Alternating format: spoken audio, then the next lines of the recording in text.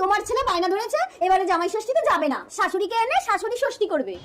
ছেলের শাশুড়ি আসছে? আজই আসছে। এই আমি কাজে যাবো না। ছেলের শাশুড়ি যতদিন থাকবে এই তোমার চোখ বেঁধে দিলাম, খুলবে না। এই টুনটুনি, আরে বেয়ান বেয়ান, আপনি আসুন, আপনার মেয়ে জামাই এক্ষুনি চলে আসবে।